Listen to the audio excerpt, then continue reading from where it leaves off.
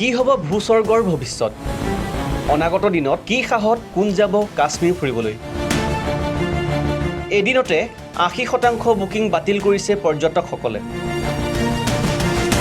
কাশ্মীৰ এৰিলে অগণন পৰ্যটকে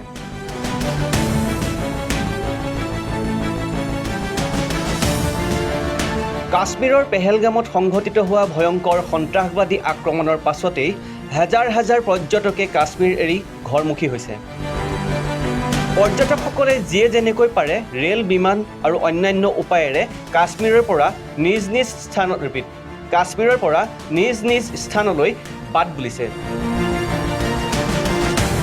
কাশ্মীৰৰ পৰ্যটকৰ বাবে বিশেষ বিমানৰো ব্যৱস্থা কৰা হৈছে সংঘটিত হৈ যোৱা মানৱতা কলংকিত কৰা ঘটনাটোৰ বাবেই আজি চকুলোৰে বাট নেদেখা হৈছে একাংশ কাশ্মীৰ জনসাধাৰণে পৰ্যটকে ভৰি থকা কাশ্মীৰৰ ৰাজপথ এতিয়া জনশূন্য বন্ধ হৈ পৰিল ব্যৱসায়িক প্ৰতিষ্ঠানো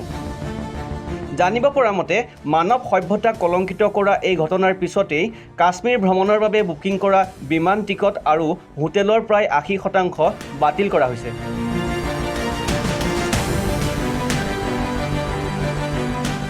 আনহাতে হঠাৎ হ্ৰাস পাবলৈ লোৱা পৰ্যটকৰ সংখ্যাই অৰ্থনীতিৰ প্ৰতি এক প্ৰকাৰৰ ভাবুকি আনিছে কাশ্মীৰ উপত্যকাত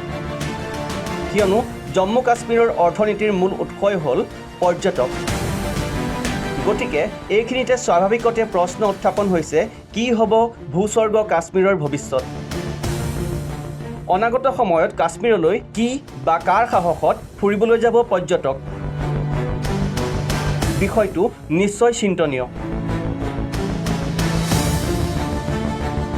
নেশ্যনেল ডেস্ক ৰিপৰ্ট লেংডন বাতৰি